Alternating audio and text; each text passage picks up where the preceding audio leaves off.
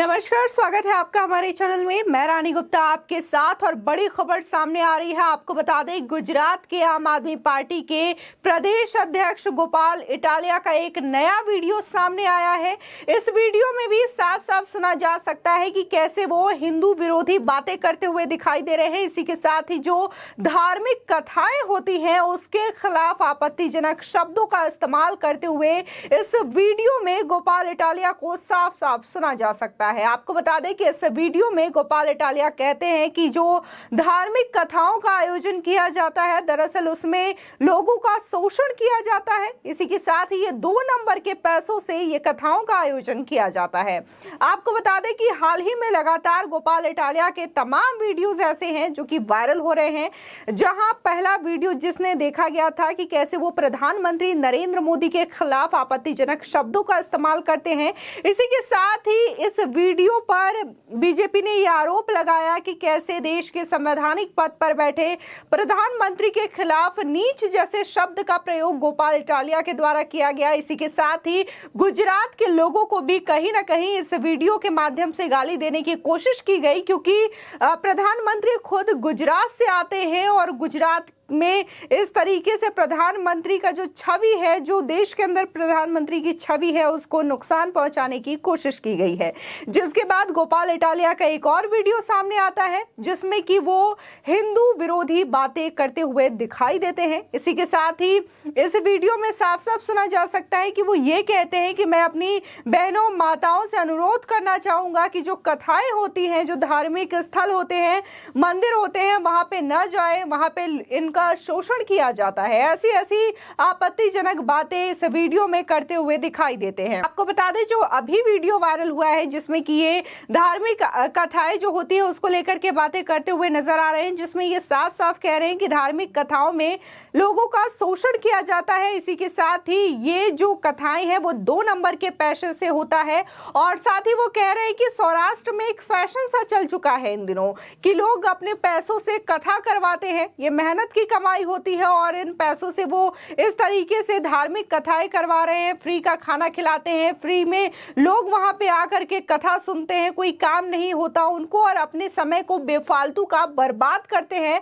मैं इसका विरोध करता हूं। यानी कि सीधे तौर पर वो ये कहना चाह रहे हैं कि ये जो धार्मिक कथाओं का आयोजन किया जाता है उसका वो विरोध करते हैं और इसको एक फैशन के तौर पर वो बता रहे हैं। आपको बता दें, जो ये वीडियो वायरल हो रहा है वो दरअसल 2018 का वीडियो है और लगातार देखा जा सकता है कि जो उनकी एक्टिविटी रही है वो किस कदर हिंदू विरोधी, देश विरोधी एक्टिविटी रही है। और इसी के साथ ही जो इस तरीके की एक्टिविटी करते हैं जहां वो सीए को लेकर के प्रोटेस्ट करते हैं, किसान आंदोलन को लेकर के वो उसमें समर्थन दिखाते हैं, तो इन जैसे तमाम लोगों के साथ भी देखा गया है कि कैसे गोपाल इटालिया जुड़े रहे हैं। आपको बता दें कि उनको देखा गया है कि कैसे वो शबनम हाशमी के साथ जुड़े रहे हैं, जिनके एनजीओ को लगातार विदेशों से फंड मिलता है। बहुत सारे ऐसे फंडिंग के सोर्सेज हैं जिसका लिंक भी लोगों को नहीं पता और इनके सोर्सेज क्या है उसके बारे में भी नहीं पता, क्योंकि ये सारे पैसे जो हैं वो विदेशों से आते हैं। इसी के साथ ही गोपाल इटालिया को शबनम हाशमी के साथ कई बार देखा गया है जहां पर वो देश विरोधी गतिविधियां करती हुई नजर आई थी। 2018 में ही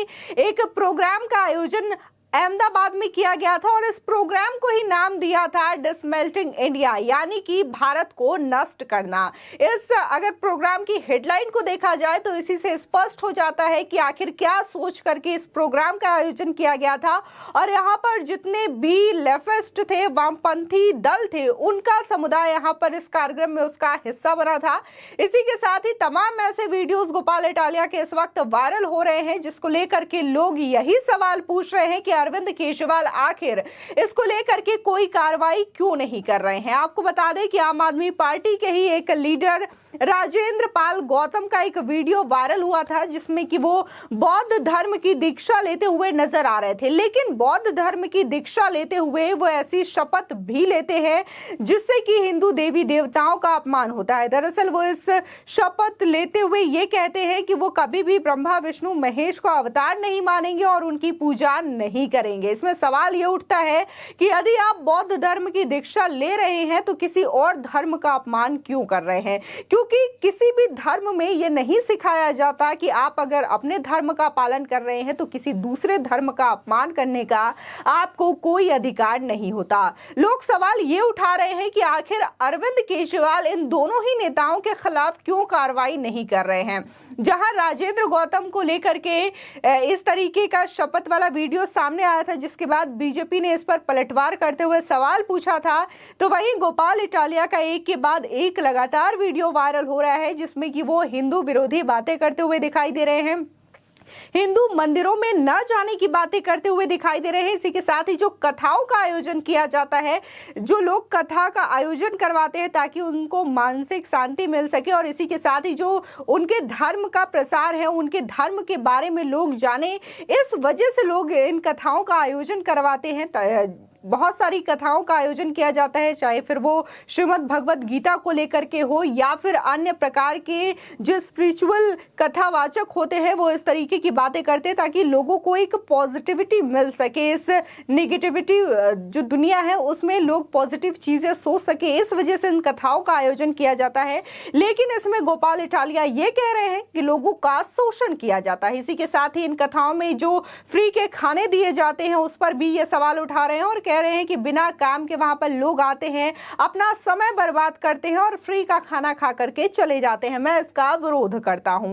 फिलहाल जिस तरीके से सारी बातें सामने आ रही है तो लोग तो यही सवाल उठा रहे हैं कि जरूर अरविंद केजरीवाल ही इन हिंदू विरोधी जो बातें सामने आ रही है या फिर जो इनके नेता कह रहे हैं, कहीं ना कहीं इसके पीछे का मास्टरमाइंड अरविंद केजरीवाल ही है, जिसकी वजह से वो इन सारी चीजों के खिलाफ कोई एक्शन लेते हुए नहीं दिखा रहे हैं।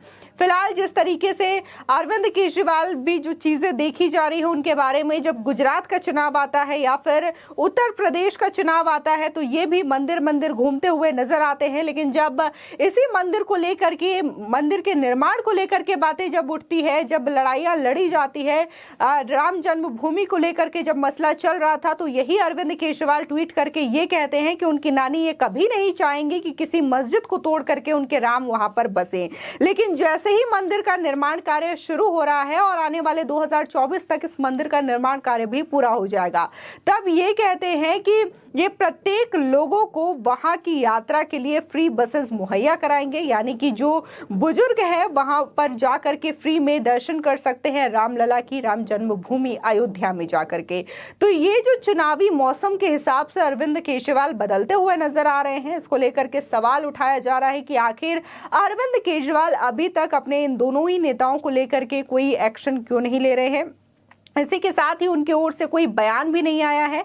आपको बता दें कि जब प्रधानमंत्री नरेंद्र मोदी को लेकर के आपत्तिजनक वाली जो वीडियो सामने आई थी गोपाल इटालिया की, उसके बाद जब ये वीडियो वायरल हुआ, बीजेपी ने सवाल पूछा, आम जनता ने सवाल पूछा, तब आम आदमी पार्टी के सारे जो प्रवक्ता है वो सामने आते हैं और गोपाल इटालिया का बचाव करते हुए दिखाई देते हैं। लेकिन जिस तरीके से एक के बाद एक हिंदू विरोधी जो बातें निकल करके सामने आ रही है और कैसे जो वामपंथी लोग हैं उनके साथ ये नजर आ रहे हैं 2018 में जैसे प्रोग्राम में नजर आए थे डिसमेल्टिंग इंडिया, इसके बाद आम आदमी पार्टी का कोई भी प्रवक्ता या फिर कोई भी लीडर सामने नहीं आ रहा है इसका बचाव करने के लिए। इसी के अलावा ये भी कहा जा रहा है जब इतने सारे सबूत सामने आ रहे हैं तो आखिर अरविंद केजरीवाल ने चुप्पी क्यों साध रखी और इस पर कार्रवाई क्यों नहीं कर रहे हैं। फिलहाल जो तस्वीरें सामने आ रही है इससे जरूर लग रहा है कि होने वाले गुजरात चुनाव में आम आदमी पार्टी को बड़ा नुकसान होने वाला है यदि वो गोपाल इटालिया को लेकर के कोई कार्रवाई नहीं करते हैं और यूं ही गुजरात का प्रदेश अध्यक्ष उन्हें बनाए रखते हैं। फिलहाल आपकी इस खबर पर क्या राय है हमारे कमेंट सेक्शन में जरूर बताएं। आगे की और भी अपडेट के लिए चैनल को सब्सक्राइब करना ना भूलें।